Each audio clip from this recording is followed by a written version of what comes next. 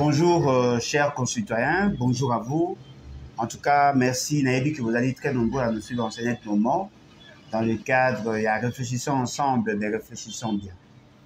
Lelo lisusu toye pona kolobela mai matali ekolo, mai matali boka na biso. Mais tolingi to insister plus par rapport à la responsabilité interne en ce qui concerne la vision indécrottable, il y a la balkanisation de notre pays. La dernière fois, auto solo là qui n'a aucun large écho, n'a aucun appel nabino, n'a aucune réaction nabino. En tout cas, merci Nabao Nyoso bazo qui est dans le sens il y a qu'au critiquer positivement, même qu'au critiquer négativement. Mais ce qui est important pour nous, c'est de créer des conditions. Il y a qu'au mémé labino certaines informations dans le souci de créer le déclic. Et je crois que c'est ça notre vision. Tant que le qui sur la responsabilité des uns et des autres, sur les conditions dans lesquelles évoluent le parti politique et les forces vives, aujourd'hui, Tolingi Tozonga lisusu pona ko insister sur la responsabilité des institutions et le choix contradictoire oyo tozako vivre dans notre pays. Alors, les kamo tozako lobela lelo ezali balkanisation de la RDC, un enjeu mondial. Et je crois que c'est là où on va s'attarder, mais en insistant plus sur la responsabilité interne. Comme vous le savez, raison, il y a balkanisation, ezali endogène et exogène. C'est-à-dire que ezali n'a pas raison interne, ezali pe n'a pas raison externe. Mais aujourd'hui, quand même qu'on va donner certaines grandes lignes, il y a la responsabilité de la communauté dite internationale ou il y a centre d'intérêt internationaux, mais on va plus insister sur notre responsabilité à nous en tant que peuple souverain, en tant que population congolaise. Alors,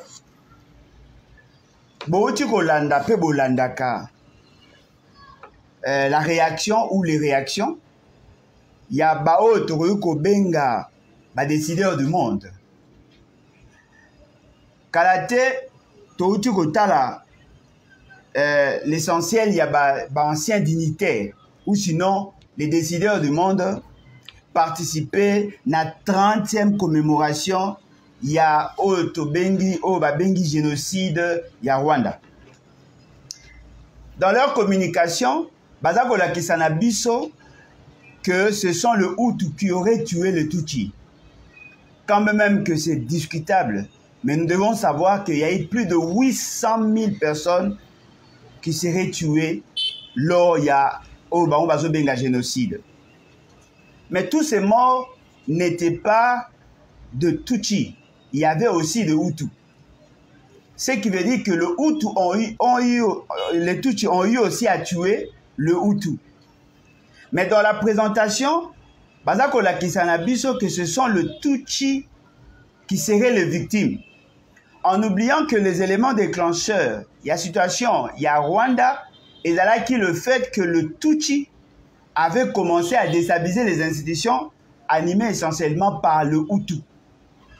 Le président Abiyarimana, qui est assassiné, Boyebi comment à Koufaki, il y a eu crash avion, l'avion est qui atteint, Babomaki peut battre belé, si Bayeko Sala, Bayeko formater leur situation, on ne va pas revenir sur ça parce que tout ça là déjà, la vidéo est belée sur ça. Ce que nous devons retenir, c'est que le Rwanda ou le Tutsi ont eu à se victimiser au niveau international. Et apparemment, le fait seulement qu'ils étaient accompagnés par les grandes puissances, cette vision-là semble prendre de l'ampleur. Aujourd'hui, ils sont présentés comme des victimes. Aujourd'hui, ils sont présentés comme bateau Yoba Subisa Kiba en donnant l'impression qu'il n'y avait pas d'autres réactions de l'autre côté. Oyopé, le monde devait en réalité condamner. Et nous avons dit, dans la vidéo Tosalaki Liboso, on avait tenté de vous démontrer que nous aussi, nous étions parmi les ciblés. C'est-à-dire qu'on avait besoin de créer cette situation-là, justement pour la cause la système entonnoir, pour créer ce qu'ils ont appelé le couloir humanitaire, afin de déverser le Hutu chez nous Et cela n'a pas été sans conséquence. Pendant que Bazako commémorait l'UA, il y a plus de 850 000 personnes, la communauté internationale semble négliger que ce qu'il y a eu chez nous est 10 fois plus grave que ce qu'il y a eu au Rwanda. Le seul crime que nous avons, Tosalaki ezali le fait d'avoir accepté, au nom de l'humanité, au nom de la souveraineté internationale, batu oyo bakimaki bitumba oyo bayaki epa na biso. Et sur ordre ou sur recommandation des Nations Unies, l'Organisation des Nations Unies qui nous avait demandé de les recevoir chez nous, l'administration américaine, et il y avait aussi l'administration française qui ont insisté pour que tout Mbabango, avec l'accompagnement et le Conseil de sécurité. Et nous nous rendons compte que l'essentiel de ceux qui étaient là, pendant que la situation se faisait, collé là avec le Rwanda, et personne n'a pris le courage de dire que nous aussi nous avons subi les affres de cette situation au nom de notre côté humanitaire. Et voilà, aujourd'hui, les gens en parlent de moins en moins. Nous pensons que la communauté internationale devait manifester sa solidarité vis-à-vis de nous. Pas seulement en termes, il y a qu'à envoyer une mission. Il y a qu'à faire observer les cessez-le-feu comme ça a été pour le cas. Il y a MONUC, ou sinon, il y a qu'à muer en une mission opérationnelle avec la MONUSCO. Il fallait aussi que la communauté internationale aille qu'on nous a accompagné biso parce que nous subissons les conséquences de leurs décisions. Et donc, quand au-delà de tout, quand même que nous pouvons attendre à ce que la communauté internationale a manifesté biso solidarité, bien que nous reconnaissions dans une certaine mesure que cette solidarité, nous l'avons vécue, parce que nous avons vu les gens déployer leurs militaires, leurs contingents, justement pour soutenir notre armée qui était en position de faiblesse. Mais cela ne peut pas nous interdire de dire ici que cette mission n'était pas sincère. Les gens ont agi hypocritement et nous avons constaté qu'effectivement il y avait des tirets de ficelles. L'essentiel du pays voulait assez que nous restions dans une situation d'instabilité pour que Bango va justifier tout ce que nous connaissons aujourd'hui. Parce que tirer de ficelles, Bazali est belé. Les multinationaux, Bazali est belé. Les États qui veulent, désolé, assez que nous restions dans une situation, il y a précarité, une situation d'instabilité, Bazali est belé. Et tous ces pays-là, Bazali qu'on profiter de la situation. C'est que nous voulons nous dire, à ce stade, Ezali, que cela ne peut pas nous dédouaner de notre responsabilité. Nous avons commis beaucoup d'erreurs et jusqu'à aujourd'hui, nous continuons à en commettre. Nous n'arrivons pas à résoudre le problème ou sinon à nous donner le moyen de résoudre ce problème de manière durable. C'est vrai qu'il y a des tirets de ficelles. C'est vrai que le pays qui nous agresse sont soutenus par certains autres États puissants. Mais nous devons le savoir que cela n'est pas officiel. Cela n'est pas fait officiellement. Tout ce qui s'est fait là, est Salema de manière souterraine. Et donc, si nous menons des démarches, si nous cherchons à résoudre nos problèmes, nous sommes sûrs et convaincus que l'essentiel des États vont y réfléchir à 2 fois avant de nous attaquer. Mais cela exige assez que nous mettions en place de politiques cohérentes. Et nous constatons qu'il y a beaucoup de contradictions dans ce que nous faisons. Nous constatons que nous ne sommes pas sincères, nous aussi. Il y a beaucoup d'hypocrisie dans ce que nous faisons. L'essentiel des dirigeants qui ont eu à gérer cette question n'ont pas été sincères vis-à-vis de nous. Et nous nous rendons compte que les ennemis, profitant de la naïveté de ceux qui nous dirigent, basent pour gagner du terrain et c'est déplorable. Comment voulez-vous comprendre? Alors que tout le monde savait que le Rwanda était derrière ce qui nous arrive, aucun président n'est arrivé à rompre la coopération avec le Rwanda. C'est vrai à l'époque de Kabila. Aboya qui a accrédité un ambassadeur rwandais. C'est vrai que dans l'ambassadeur rwandais, Yasuka Oyo, Azalaki Kuna, Alongwaki, après Yé, il n'a pas été remplacé. Mais le frontière, Ezalaki toujours Yarofungwama. La coopération économique et toutes les autres coopérations d'ailleurs continuaient. La grande question, Ezalaki, pourquoi n'arrivons-nous pas, nous aussi, à sanctionner ces pays? Mais nous profitons de nos micros, et très souvent de manière naïve, à demander à la communauté internationale de sanctionner ceux qui nous agressent, tout en sachant que derrière eux, il y a certains pays puissants. Alors que nous-mêmes aussi, de notre côté, nous n'arrivons pas à sanctionner ce que nous demandons, nous n'arrivons pas à faire ce que nous demandons aux autres de faire pour nous. Nous n'arrivons pas à sanctionner le Rwanda, l'Ouganda, quand même que le Burundi, depuis un certain temps, s'est rétracté. Et donc, cela sous-entend que quelque part, nous sommes des complices naïfs. Nous sommes de ceux qui continuent à entretenir la confusion, tout en constatant qu'il y a plus de 6 millions de déplacés. Et depuis que le 1-23 sont là, il y a eu plus de 800 000 déplacés. Bato, Batiki, Banda Kunabango, Bakimi. Il y a plus de 5 000 personnes tuées. Et donc, nous devons comprendre que depuis 2019 jusqu'à ce jour, il y a eu beaucoup de cas au Yoturu Kofitige. Alors, qu'est-ce que nous reprochons à ceux qui sont au pouvoir? Nous leur reprochons beaucoup de choses. Yaliboso, il n'arrive pas à requinquer notre armée. Il n'arrive pas à donner à la République une armée républicaine à même de résoudre le problème congolais. Yami Balé, il n'arrive pas à extirper de notre armée les éléments malicieux qui sont à la base. Il y a des déstabilisation de notre armée. Yami Satwezali, nous n'arrivons pas à mobiliser la population afin d'arriver à en faire une question populaire. Yamine Ezali, nous n'arrivons pas à bien faire agir ou faire réagir notre diplomatie afin de nous créer des alliés naturels. Oyo bako accompagner Bisso dans ces combats.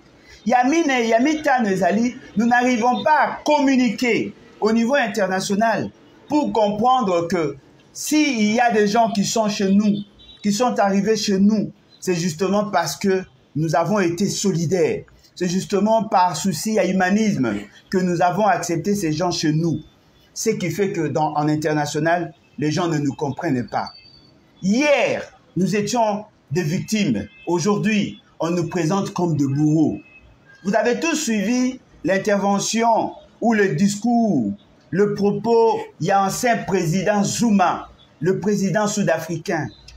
Il a dit clairement que c'est nous qui étions responsables de ce qui nous arrive. Parce que justement, nous ne voulons pas reconnaître aux rwandophones la nationalité. Nous ne voulons pas coexister avec le rwandophone. Et c'est ce qui justifierait la création à M23. Bien que nous ne soutenons pas ce qu'il a dit, mais nous pensons que nous n'avons pas dit le contraire. Et cela nous expose à toutes sortes de mépris. Essayez de vous imaginer si un président, un ancien président, arrivait à communiquer dans ce sens, alors qu'il a été facilitateur dans plusieurs situations que nous avons vécues, alors qu'il est supposé avoir le donné d'État, on risque de donner l'impression que nous avons cautionné, parce que jusque-là, il n'y a aucune réaction. Tous ces éléments-là, autour retient en exergue, Ezaïe Kolaki Sabino, le degré à faiblesse. La grande question que nous devons nous poser, qu'avons-nous fait après ces déclarations? Cette déclaration gravissime. On veut nous dire qu'il y aurait des rwandophones qui ne sont pas reconnus dans notre pays. Alors que dans notre gouvernement, il y a des rwandophones. Alors que dans nos services, il y a des rwandophones. Alors que dans toute l'administration, il y a des rwandophones. Alors que les rwandophones sont plus bénéficiaires que toutes les autres origines. Un exemple, Tekena Baumbu. Difficile à trouver dans le gouvernement. Difficile à trouver dans le secrétariat général et l'administration publique. Difficile à trouver dans l'armée, dans la police, et le haut commandement et la police. Mais nous trouvons ces gens-là partout. Même s'ils peuvent être des Congolais, nous devons nous questionner sur la nature juridique de leur nationalité? Sont-ils de Congolais d'origine ou de Congolais par acquisition? Tout ça, ce sont des questions que nous devons nous poser et nous devons réagir au plus vite. Si nous ne le faisons pas, nous sommes des complices naïfs. Voilà pourquoi nous disons que la balkanisation de la RDC est un enjeu mondial.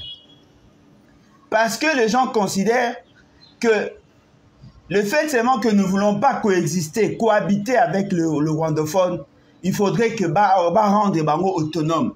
Il faudrait que pèse à Bango des espaces chez nous, créer un État où il peut permettre Bango de vivre en tant que peuple souverain. Ce qui justifie dans une large mesure des innombrables guerres que nous connaissons dans la partie Est. La question que nous devons poser à la communauté internationale, lorsque